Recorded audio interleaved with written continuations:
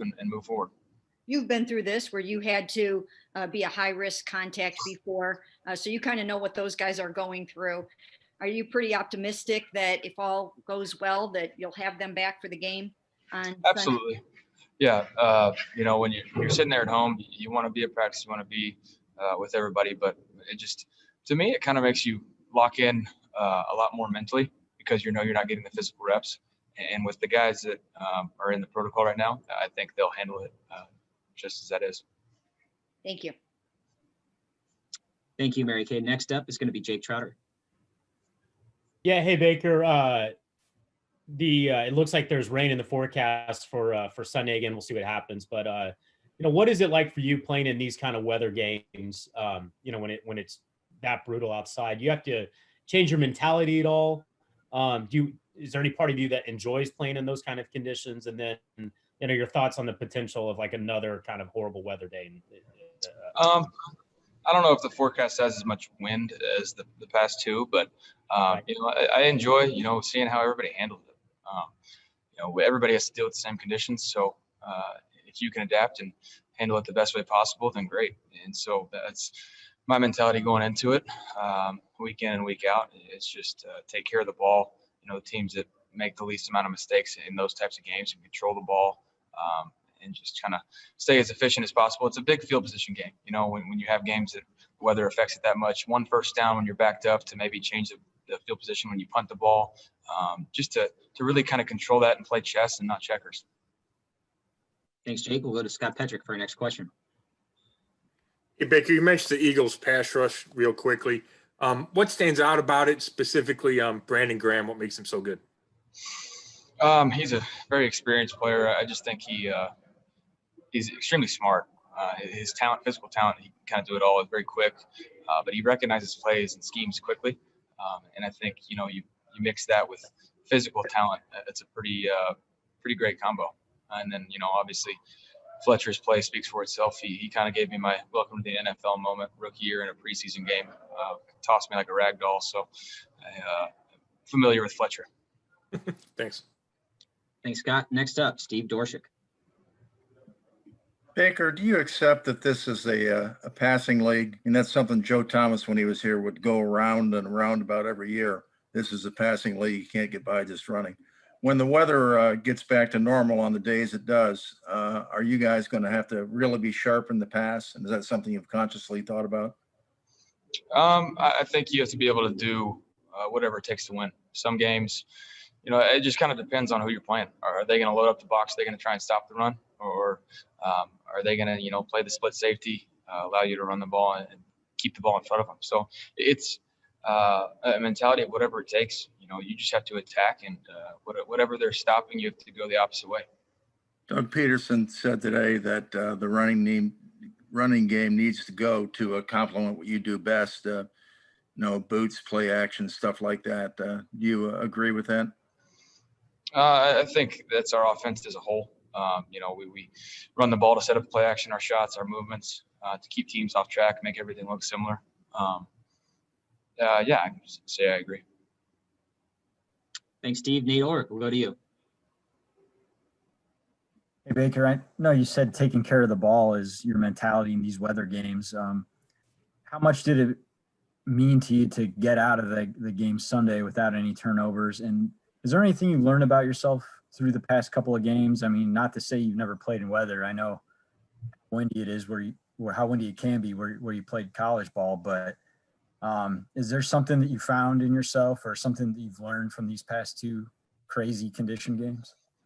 Those are the two windiest games I've ever been a part of. You really have to try and get a tight spiral, because if you have any sort of wobble on it, the wind will affect it extremely.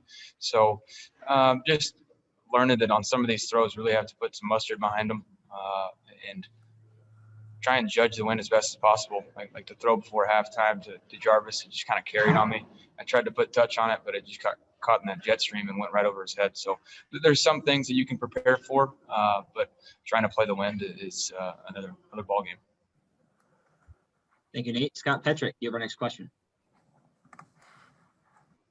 Hey, Baker, you've talked a lot about the 1-2 punch at running back. But when you're out there, do you see it wearing down the defenses? Like, do you notice kind of the defense is just getting beat up by it? Yeah, no, you can definitely tell later in the games.